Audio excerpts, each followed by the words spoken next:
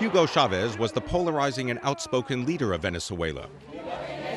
He rode a wave of revolution into power and over 14 years would transform his country's place on the world stage. As the socialist president of Venezuela, he nationalized over 1,000 companies. Perhaps most importantly, he nationalized Venezuela's rich oil fields. Between 1996 and 2006, oil prices surged 500%. It was oil revenues that allowed Chavez to pour money into food and education programs in Venezuela.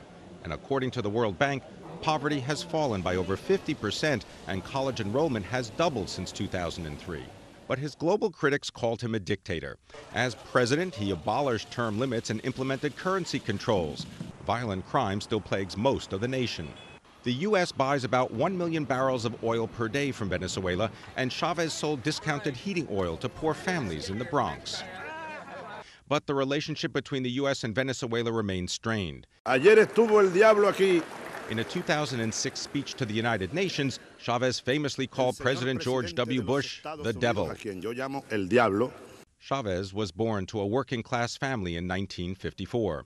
In 1992, he led a failed coup attempt in the country, after which he was sentenced to 2 years in prison. It was his first moment in the spotlight. He went on to complete the Bolivarian Revolution and became president in 1999. Chavez first announced in 2011 that he had cancer and traveled to Cuba to receive treatment.